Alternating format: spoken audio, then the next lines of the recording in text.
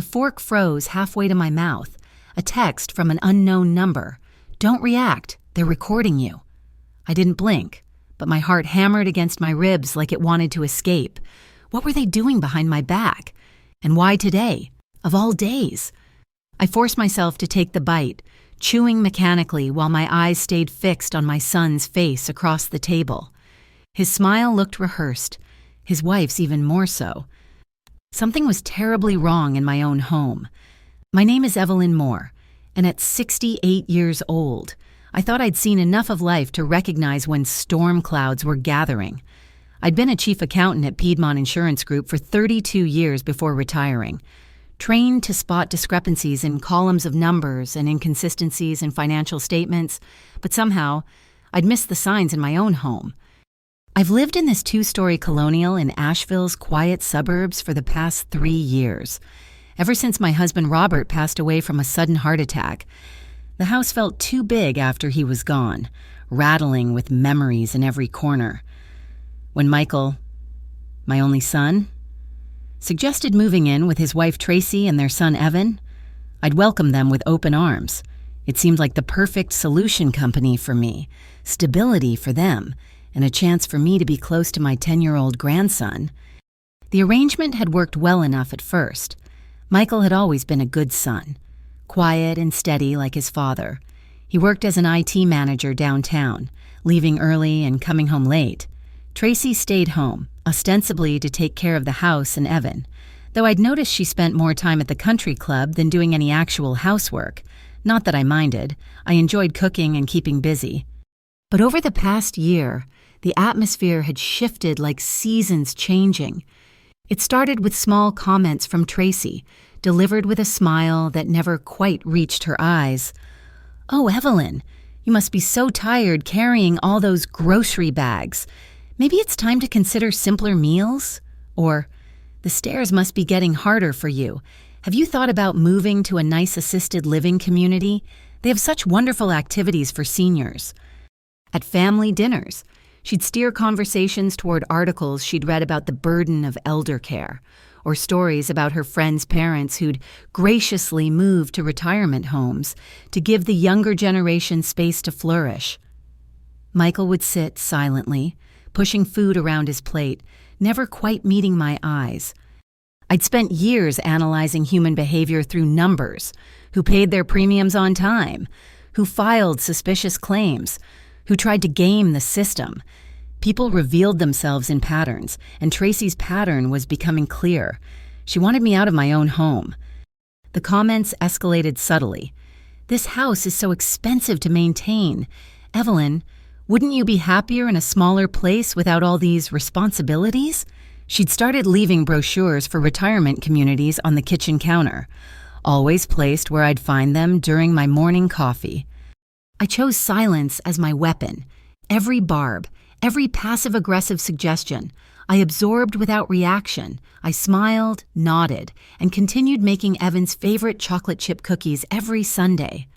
My grandson was the anchor that kept me steady through the growing storm. His hugs were still genuine. His laughter still rang true when we worked on his science projects together or played chess in the evening. But even that relationship had begun to feel strained lately. Evan had become quieter, more withdrawn. When I asked about his day at school, he'd glance at his mother before answering in monosyllables. The chessboard gathered dust. Our Sunday baking sessions ended with mumbled excuses about homework or plans with friends. I told myself it was normal pre-teen behavior, but my accountant's instincts whispered otherwise. Numbers don't lie, and neither do patterns.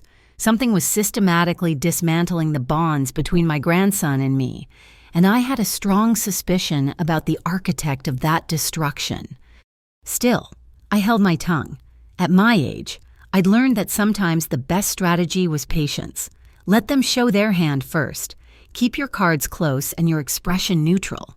So I smiled at Tracy's suggestions, thanked her for her concern, and continued living in my home as if I hadn't noticed the undercurrents trying to sweep me away. That Sunday lunch was supposed to be like any other: pot roast with vegetables, Evan's favorite mashed potatoes, and apple pie cooling on the counter. But from the moment they sat down, I could feel something different in the air, like the static before a thunderstorm. Michael's shoulders were tense, his movements careful and deliberate. Tracy's smile was broader than usual.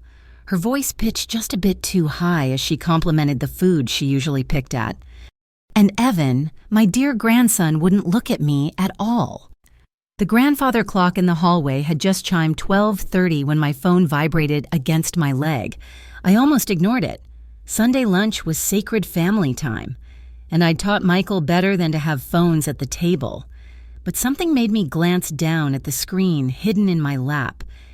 Unknown number. No contact name. Just a message that made my blood run cold. Don't react. They're recording you. My fingers tightened involuntarily around the fork. But years of maintaining composure during tense audit meetings served me well. I forced my hand to complete its journey to my mouth, chewed the tender beef slowly, and swallowed past the sudden dryness in my throat, all while keeping my expression pleasantly neutral. "How's the roast, Mom?" Michael asked, his voice carrying an odd note of forced casualness. "Delicious as always," Tracy chimed in before I could answer, cutting her meat with precise, deliberate movements. "You really outdid yourself today, Evelyn." I smiled, the same smile I'd perfected during countless corporate presentations. "Thank you, dear. I'm glad you're enjoying it." But my mind was racing. Recording me? My eyes, trained to spot irregularities in spreadsheets, began a careful sweep of the dining room. Everything looked normal at first glance. The same cream-colored walls, the same mahogany furniture we'd bought 20 years ago, the same family photos on the mantel. Then I noticed it. The landscape painting above the sideboard hung slightly askew, just a degree or two off level. I'd straightened it yesterday while dusting. Someone had moved it since then. "Grandma, can you pass the gravy?" Evan's voice was small, uncertain. I reached for the gravy boat, using the movement to survey more of the room. The flower arrangement Tracy had brought, supposedly from her garden club, sat at an odd angle, the largest blooms facing directly toward my chair. The new outlet cover Michael had installed last month seemed to have a tiny dark circle in its center. A lens? "Here you go, sweetheart," I said, my voice steady as I handed Evan the gravy.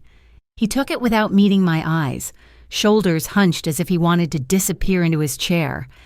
Tracy launched into a story about her tennis partner's mother, who'd recently made the wise decision to sell her house and move into Sunset Gardens' retirement community. "She's so much happier now," Tracy gushed, her eyes fixed on me with an intensity that felt predatory. "No more worrying about maintenance or property taxes, and the social activities. She's made more friends in 3 months than she had in 10 years living alone." Michael nodded along, occasionally adding supportive comments. "The facilities these days are really impressive.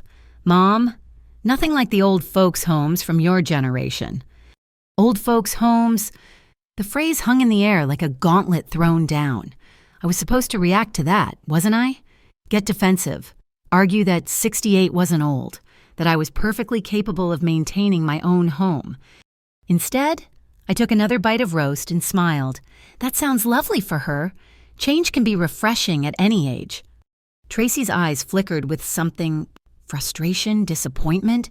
She recovered quickly, but I caught the brief glance she shot at Michael. The smoke detector in the corner caught my attention next. It was lower than before, and the angle was different. When had they moved it? I remembered Michael mentioning something about updating the fire safety system, but I'd been in the garden when he did the work. My phone buzzed again. This time I didn't look, but I felt its weight in my pocket like a stone. Who was warning me? And more importantly, why? "You've been very quiet today, Evelyn," Tracy observed, her tone dripping with false concern. "Are you feeling all right? At your age, these Sunday dinners might be becoming too much." "I'm perfectly fine," I interrupted gently, meeting her gaze directly. "Just enjoying this lovely meal with my family." For a moment, something raw flashed across her face. Anger, maybe, or calculation. Then the mask slipped back into place, and she was smiling again, reaching for her water glass with manicured fingers that trembled just slightly. I understood now. This wasn't just about getting me out of the house. This was a performance, and I was both the lead actor and the audience. Every word I spoke, every gesture I made was being captured and stored. But for what purpose? The rest of the lunch passed in a surreal haze. I played my part, the contented grandmother, perhaps a bit tired, but certainly not defensive or agitated. I complimented Tracy's new haircut, asked Michael about his work, and even managed to coax a few words from Evan about his science fair project. All the while, I felt the invisible eyes watching, recording, waiting for me to slip. 3 days passed before I found my opportunity. Michael left for work at 7:15 as usual. Tracy had her weekly spa appointment at 9, and Evan was at school. The house stood empty except for me, and the invisible eyes I now knew were watching. I started in the kitchen, making myself a cup of tea with deliberately shaky hands, even spilling a little on the counter. Let them think I was getting frail. Then I shuffled slowly toward the stairs, gripping the banister and pausing halfway up as if winded, all performance for my unseen audience. But once inside Michael's home office, I moved with purpose. The door lock had never worked properly, something I'd asked him to fix countless times. Now I was grateful for his procrastination. His computer was password protected, but Michael had inherited his father's lack of imagination. I typed in Evan's birthday, and the screen unlocked. My hands, steady now with decades of keyboard experience, flew across the keys. The folder wasn't even well hidden.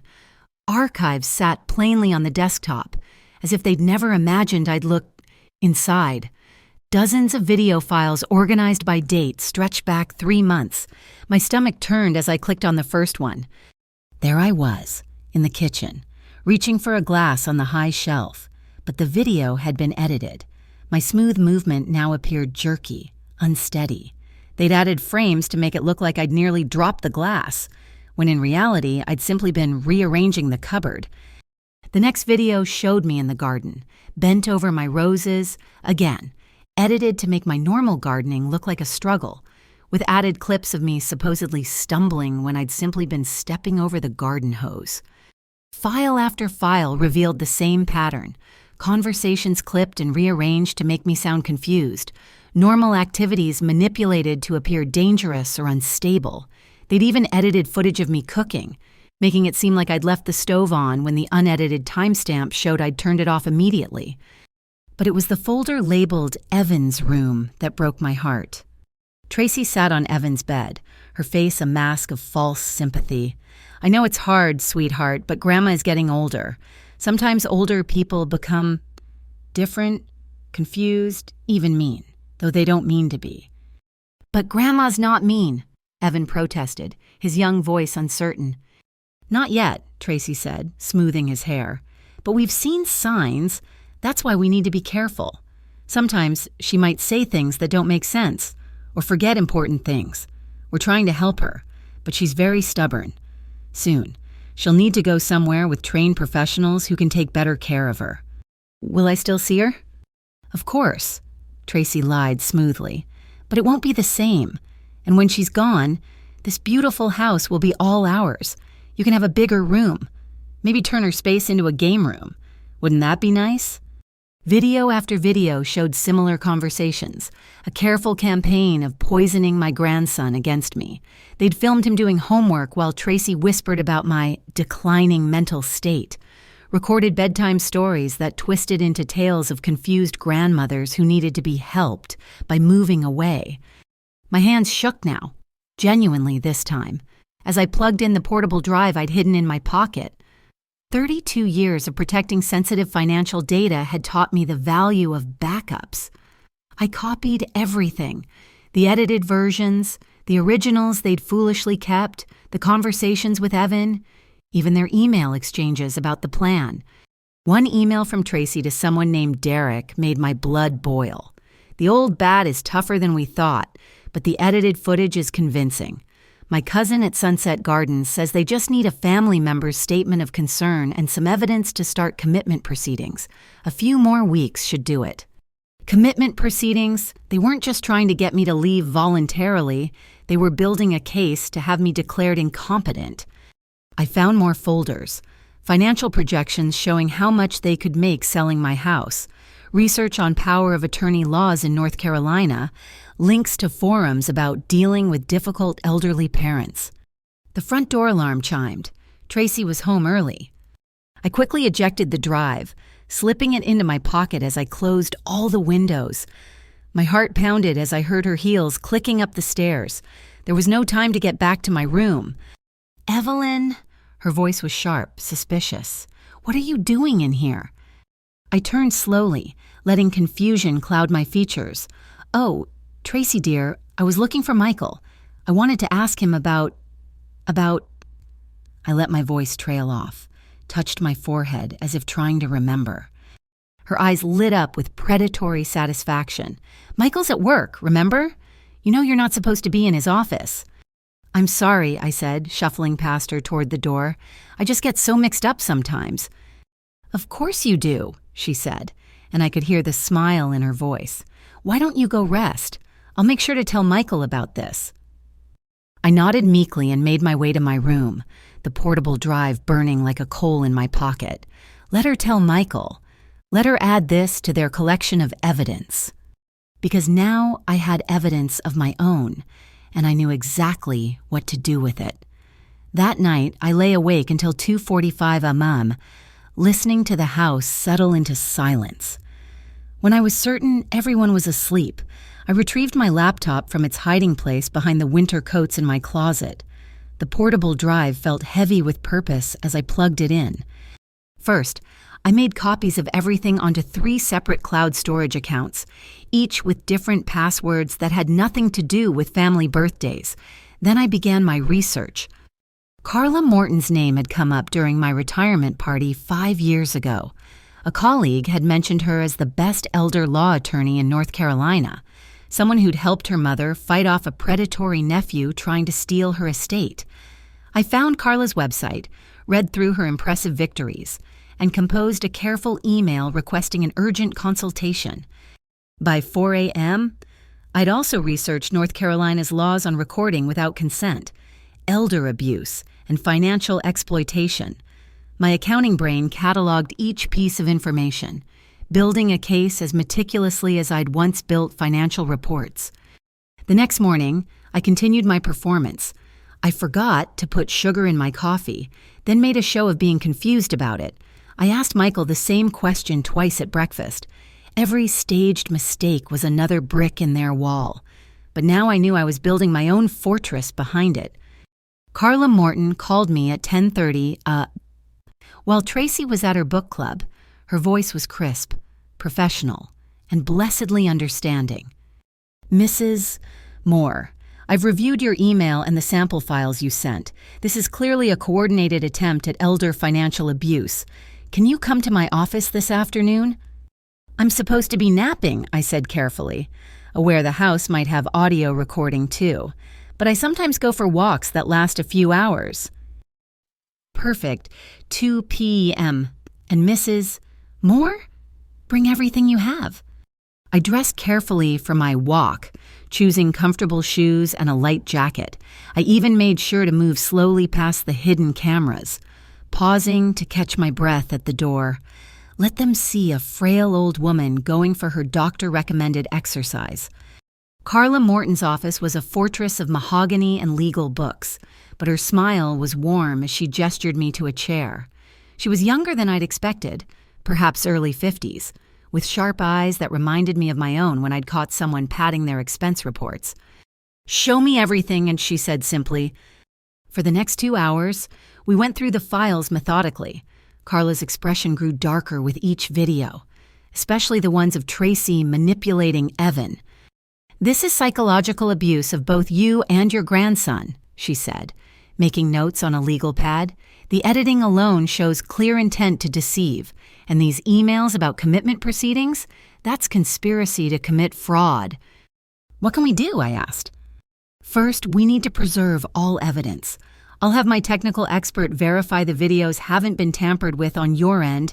Second, we need to document everything going forward. I'm going to give you a small recording device. perfectly legal for you to record in your own home. Third, we need to plan how to expose this. I want to do it publicly, I said, surprising myself with the venom in my voice. They've been performing for an audience of their choosing. I want to choose my own audience. Carla smiled, a shark-like expression that made me like her even more. Your birthday is coming up, isn't it? I saw Tracy's email about planning a party. 3 weeks, December 15th. Perfect. A party means witnesses. Family, friends, maybe some of Tracy's book club ladies she's been telling about your decline. We'll need to prepare carefully, but public exposure often prevents retaliation. We spent another hour planning, strategizing like generals preparing for battle. Carla gave me a tiny voice recorder and showed me how to use it. She also provided a list of behaviors to watch for and document. One more thing, she said as I prepared to leave. That text warning you about the recording? Any idea who sent it? I'd wondered about that constantly. No, the number was blocked when I tried to call back. Someone in that house has a conscience, Carla mused. Maybe Michael's having second thoughts, or possibly Evan figured out what they're doing. Either way, you have an ally. That's good. I walked home slowly, taking a longer route to justify my absence. When I arrived, Tracy was in the kitchen, her laptop open on the counter. Nice walk, she asked, her tone suspicious. Lovely, I replied, hanging up my jacket with deliberately shaky hands, though I got a bit turned around near the park. Silly me. Her eyes gleamed. Maybe you shouldn't go walking alone anymore. Evelyn, it's not safe at your age. Perhaps you're right, I agreed meekly, while inside I thought 3 weeks. Tracy, 3 more weeks of this charade. That night at dinner, I watched them all carefully. Michael avoided my eyes, pushing food around his plate. Tracy chattered about party plans, mentioning she'd invited everyone who matters to celebrate my birthday. And Evan sat hunched in his chair, sneaking glances at me when he thought no one was looking. When he helped me clear the dishes, he whispered so quietly I almost missed it. I'm sorry, Grandma. My heart clenched, but I kept my face neutral. Was he my secret ally? I couldn't ask, couldn't risk alerting Tracy. Instead, I simply patted his shoulder and said, "Thank you for helping, sweetheart." As I lay in bed that night, I thought about the recording device in my nightstand drawer and the evidence safely stored in multiple clouds. Tracy and Michael thought they were directors of this cruel production, but they were about to learn that the real show hadn't even started yet. The next 3 weeks passed in a blur of careful planning and continued performance. Carla and I met twice more, each time refining our strategy. She'd hired a video expert who confirmed the extensive editing on my family's surveillance footage, creating a detailed report that showed exactly how each clip had been manipulated. "This is beautiful work," Carla said during our final meeting, 5 days before my birthday. "We have them dead to rights. Now, let's talk about the presentation." We decided on a 2-screen approach. Carla's assistant, a tech-savvy young man named Marcus, would run the equipment. The left screen would show Tracy and Michael's edited versions, the ones designed to make me look incompetent. The right screen would display the originals, with timestamps proving their authenticity. "We'll start with something mild," Carla suggested, clicking through the files. "Build up to the truly damaging stuff, and we'll definitely include the videos of Tracy poisoning Evan against you. Even her book club friends won't be able to stomach that." I nodded, though my stomach churned at the thought of Evan seeing those videos. What about my grandson? This will be traumatic for him. "I've thought about that," Carla said gently. "I know an excellent child therapist who specializes in family manipulation cases. With your permission, I'd like to have her on standby. Evan's going to need support to process what his parents have done."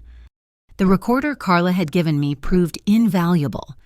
I captured Tracy on tape discussing with a friend how she planned to accelerate things after my birthday.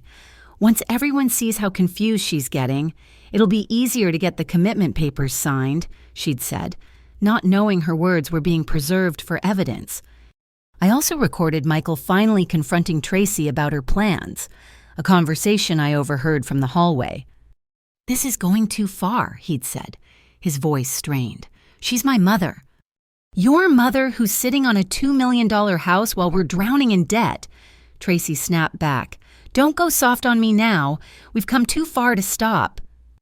"But what if nothing? Stick to the plan.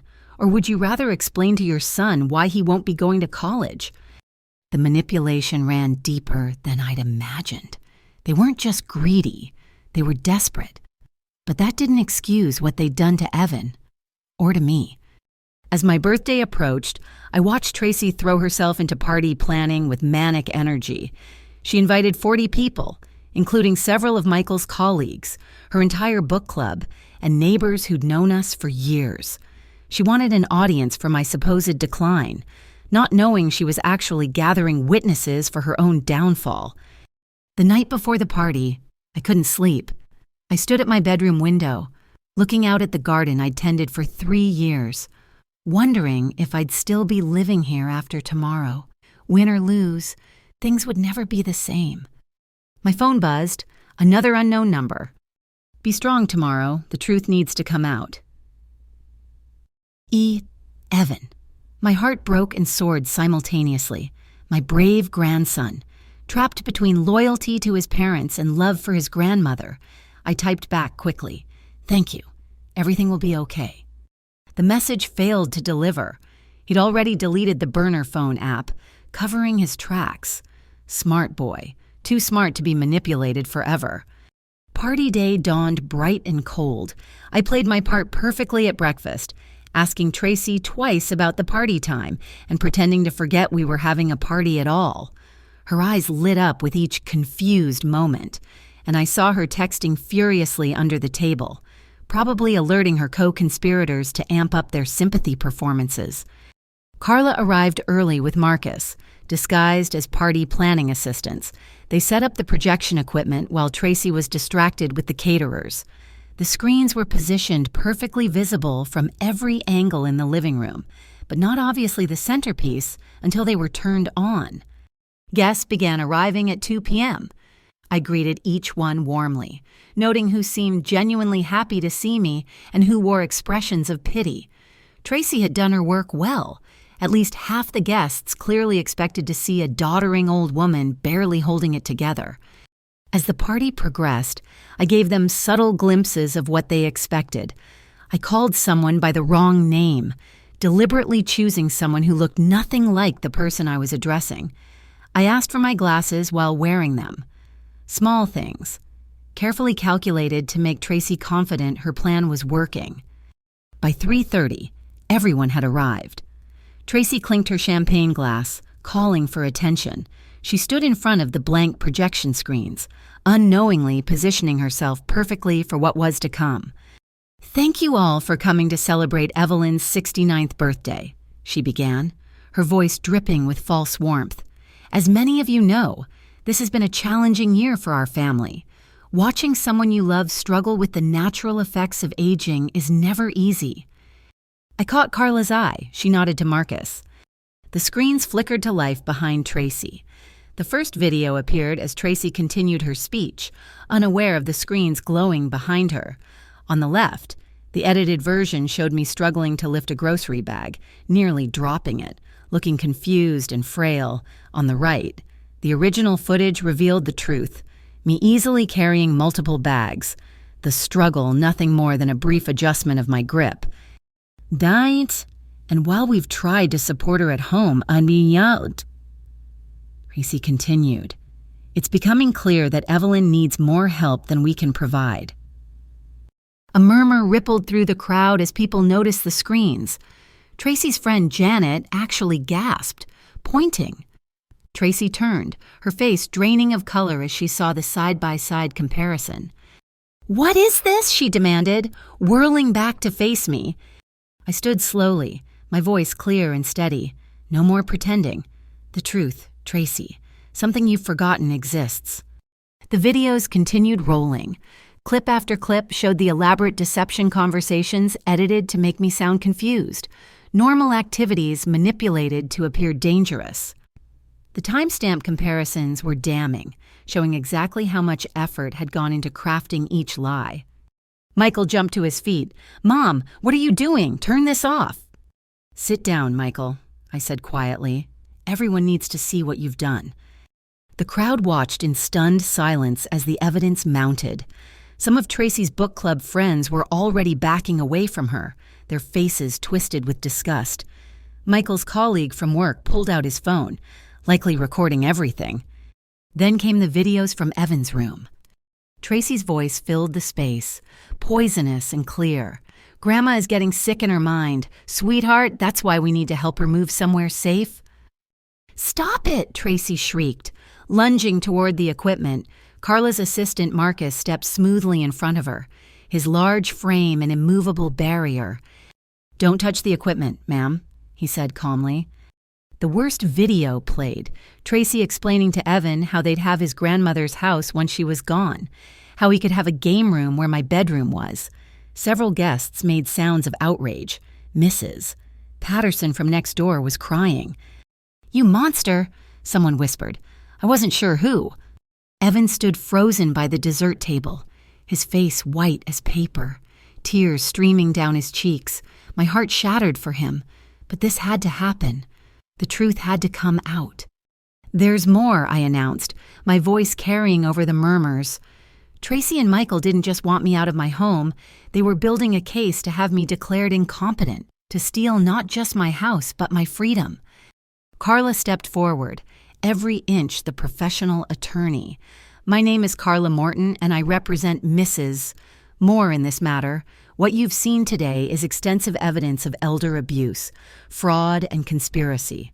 We have emails, financial documents, and recorded conversations proving a deliberate attempt to destroy Mrs. Moore's reputation and steal her assets." Michael sank into a chair, his head in his hands. "Mom, I didn't want—" "You didn't want what, Michael?" I asked, my voice sharp with decades of suppressed anger. "You didn't want to hurt me? You just wanted my house? My money? You let your wife poison my grandson against me for what, to pay off your debts?" "We were desperate," Tracy screamed, mascara running down her face. "Do you know what it's like watching you sit in this huge house while we can barely make ends meet? You don't need all this space." "So you decided to steal it," I said simply, "to make everyone think I was losing my mind, to turn my own grandson against me." Evan suddenly bolted from the room. I heard his footsteps pounding up the stairs, his bedroom door slamming. Tracy made to follow, but I stepped in front of her. "Don't you dare," I said, my voice low and dangerous. "You've done enough damage to that boy." Tracy's face contorted with rage. "This is all your fault. If you just moved out when we asked—" "When you asked?" I laughed, but there was no humor in it. "You never asked. Tracy, you plotted and schemed and lied. You made my grandson afraid of me. You tried to destroy my life because you wanted what I'd worked 40 years to build." The room erupted in chaos. Guests were talking over each other, some confronting Tracy, others comforting me. Through it all, the videos continued to play, the evidence undeniable and damning. Mr. Harrison, Michael's boss, approached my son with disgust written across his face. "I'll expect your resignation on my desk Monday morning. My company has no place for someone capable of this." Tracy was surrounded by her former friends, their accusations flying fast and sharp. She kept trying to explain, to justify, but no one was listening anymore. The carefully crafted image of the devoted daughter-in-law caring for an aging parent had shattered completely. Carla raised her voice over the din. "The police have been notified and are on their way. I suggest everyone remain calm and stay where you are. You're all witnesses to what's been revealed here today." I felt suddenly exhausted, the weight of 3 weeks of planning and 3 months of torture settling on my shoulders. But as I looked around the room, at Tracy's hysteria, Michael's devastation, and the shock on every face, I felt something else too. Victory, cold, necessary, and complete. The house that they'd schemed to steal stood solid around me, still mine. The reputation they'd tried to destroy was not only intact, but strengthened by my careful counterstrike. and the grandson they'd tried to turn against me now knew the truth, as painful as it was. Happy birthday to me, indeed. The sound of sirens cut through the chaos like a knife. 2 police cars pulled up outside, their lights painting red and blue shadows through the windows. Carla met the officers at the door, her briefcase full of evidence ready. Officers, I'm Carla Morton, attorney for Mrs. Evelyn Moore. We have documented evidence of elder abuse, fraud, and conspiracy to commit false imprisonment. Everything has been preserved and witnessed by approximately 40 people. The lead officer, a stern woman with sergeant stripes, surveyed the scene. The projection screen still glowed with evidence. Tracy was being held back by Marcus as she tried to grab her purse, and Michael sat slumped in a chair, looking like a broken man. We'll need to see everything, the sergeant said, and we'll need statements from witnesses. Carla handed over a USB drive. Complete documentation is here, including the original surveillance footage they installed without misses, Moore's consent, edited versions they created to falsely demonstrate incompetence, and recorded conversations discussing their plans. The sergeant's expression hardened as she watched a sample of the videos on Carla's laptop. "Ma'am," she addressed Tracy, "I'm going to need you to step outside with us." "This is ridiculous," Tracy shrieked. "She's setting us up. Can't you see she's manipulating all of you?" "The only manipulation I see is on these screens," the sergeant replied coldly. "Sir," she turned to Michael, "you'll need to come as well." Michael stood slowly, finally meeting my eyes. "Mom, I'm sorry. I never meant for it to go this far." "You meant for it to go far enough," I replied, my voice steady despite the pain in my chest. "You let her convince you that stealing from your mother was acceptable if you did it quietly enough." As the officers led them toward the door, Tracy made one last desperate play. "What about Evan? You can't leave him with her. She's vindictive. You've seen what she's capable of." "What I've seen," the sergeant said, "is a grandmother protecting herself from exploitation. The child will remain with his family member while we sort this out." "I'm his mother," Tracy screamed. "And you're currently under investigation for child psychological abuse," Carla interjected smoothly. "I've already contacted Child Protective Services. They'll be conducting their own investigation into the emotional manipulation of a minor." Tracy's face went white for the first time. Real fear flickered in her eyes as the implications hit her. This wasn't just about losing the house anymore. After the police left with Michael and Tracy, the remaining guests stood in awkward silence. Some approached me with apologies for believing Tracy's lies. Others simply squeezed my hand and left quietly. Within 20 minutes, only Carla, Marcus, and I remained in the wreckage of what should have been a birthday celebration. "Evelyn," Carla said gently, "you should check on Evan." I found my grandson curled up on his bed, still in his party clothes, clutching a pillow to his chest. His eyes were red and swollen. "Grandma," he said in a small voice, "is it true? Everything Mom said about you? Was it all lies?" I sat on the edge of his bed, my heart breaking for this innocent child caught in his parents' web of greed. "Yes, sweetheart, it was all lies." "But why?" The anguish in his voice nearly undid me. Why would they do that? How do you explain adult greed to a 10-year-old? How do you tell a child that his parents valued money more than family, more than truth, more than him? "Sometimes adults make very bad choices," I said carefully. "Your parents got so worried about money that they forgot what really matters. They thought if they could make me leave, they could have this house and solve their problems."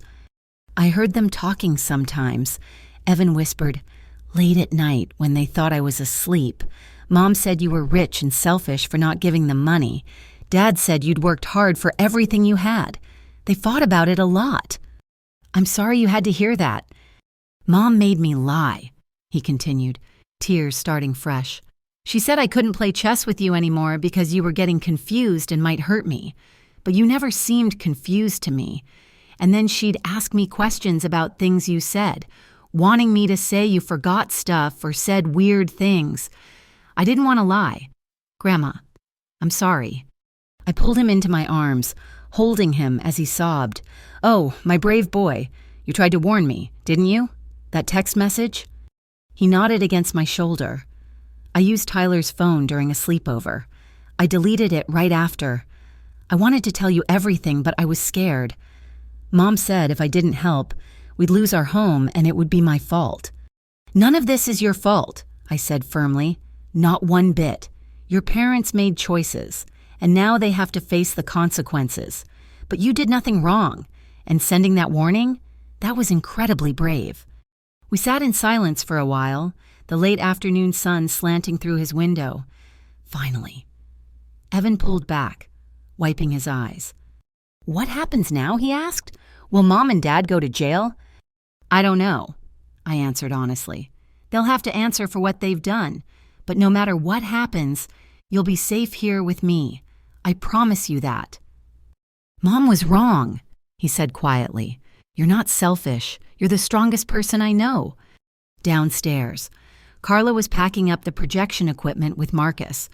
The birthday cake sat untouched on the dining room table, its cheerful flowers mocking the devastation of the day. "The police will want a formal statement tomorrow," Carla informed me, "and CPS will likely visit within 48 hours. I'll be here for all of it." "Thank you," I said, meaning it with every fiber of my being, for everything. "You're the one who had the courage to fight back," she replied. "Most people in your situation just disappear into those facilities, their families having convinced everyone they need help. You saved yourself, Evelyn. And you saved your grandson from growing up, thinking this kind of betrayal is normal." After she left, I stood in my living room, surveying the empty chairs and abandoned plates. The house felt different now, not just mine, but truly mine, in a way it hadn't been since Michael and Tracy moved in. The shadows they'd cast were gone, even if the price of light had been terribly high. The doorbell rang at 7:15 p.m. Just as Evan and I were attempting to eat some leftover party sandwiches, through the peephole, I saw two officers flanked by a woman in a conservative suit carrying a briefcase. "Mrs. Moore? I'm Sarah Chen from Child Protective Services. May we come in?" I opened the door, noting the careful way she observed everything. My steady hands, clear eyes, the normal grandmother-grandson dinner scene behind me. Good. Let her see the truth from the first moment. "Of course. Evan, we have visitors." My grandson looked up anxiously, but I gave him a reassuring nod. Sarah Chen's expression softened as she saw him. "Hello, Evan. I'm here to make sure you're okay. Is it all right if we all talk together?" What followed was an hour of gentle questions. With Sarah skillfully drawing out Evan's experiences, he told her about the pressure to lie, the conversations he'd overheard, the way his mother had tried to make him afraid of me. Through it all, I watched this professional's face grow increasingly grave. "Mrs. Moore," she said finally, "given what I've seen today and the evidence provided by your attorney, I'm recommending temporary emergency custody remain with you. Evan clearly feels safe here, and removing him would cause additional trauma." Relief flooded through me. Evan reached for my hand, squeezing it tight. The officers had more news. "Your son and daughter-in-law have been formally charged with elder abuse, fraud, and conspiracy. They've been released on bail with conditions. They're not allowed within 500 feet of this property or to contact you or Evan except through legal channels." "Where will they go?" Evan asked quietly. "That's not our concern anymore," I said, perhaps more coldly than I should have, but I was done pretending their choices hadn't hurt us both. After everyone left, Evan and I sat on the porch swing, wrapped in quilts against the December chill. The stars were just beginning to appear. "Grandma," he said, "I'm scared about what happens next." "Me too," I admitted, "but we'll face it together. And you know what? No more secrets in this house. No more hidden cameras. No more lies. No more pretending. Just us, being honest with each other. Can we play chess again?" "Every single day if you want." We swung gently in comfortable silence. Then Evan asked, "Do you think Mom and Dad ever really loved us? Or was it always about the money?" I thought carefully before answering. I think they loved us in their way, but sometimes people let fear and greed grow so large it pushes out everything else. Even love. That's what happened to your parents. They got so scared about money, so focused on what they didn't have, that they forgot to value what they did. I don't want to be like that, Evan said firmly. Then you won't be. You've already shown more courage and integrity at 10 than they showed as adults. You tried to protect me, even when you were scared. That's real strength, Evan. As we headed inside, I caught sight of one of the hidden cameras, its red light now dark and powerless. On impulse, I reached up and yanked it from its hiding place. The cheap device came away easily, leaving only a small hole in the wall. Want to help me find the rest of these?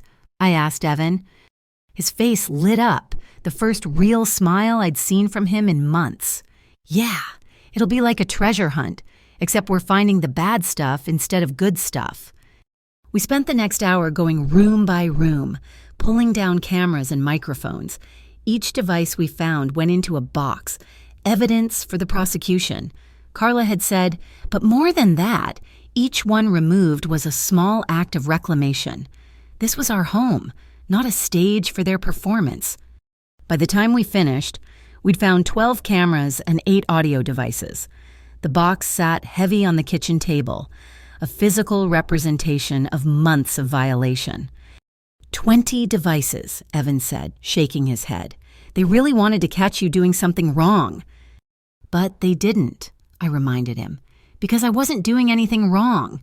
Remember that, sweetheart. The truth has a way of coming out, no matter how many lies people tell. That night, I tucked Evan in for the first time in months. He hugged me extra tight. I love you, Grandma. I love you too, my brave boy. Sleep well. I stood in the hallway after closing his door, looking at the family photos lining the walls, Michael's graduation, his wedding, Evan's baby pictures, a whole life documented in moments, now tainted by betrayal, but not destroyed, never destroyed. Walking to my bedroom, I paused by the spot where I'd found the first camera. The small hole in the wall seemed like nothing now, easily patched and painted over. Just like us, I thought, damaged but repairable. The house settled around me with familiar creaks and sighs. My house, my home, still standing, still strong, still mine.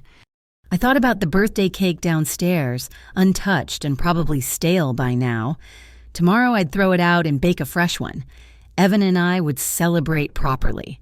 Not my birthday, but our freedom, our truth, our small, wounded, but unbroken family.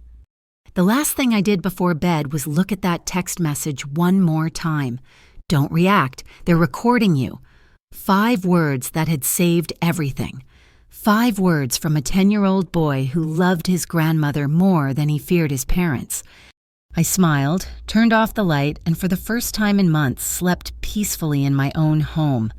The cameras were dark, the microphones silent, and the only sounds were the honest ones of a house at rest. In the morning, there would be lawyers and questions and difficult conversations, but tonight, there was just peace. And that was enough. Thank you for listening to my story. I'd love to know where you're tuning in from. Please share in the comments below so we can connect. Don't forget to subscribe to the channel and let me know your thoughts on this family drama. Your support means everything.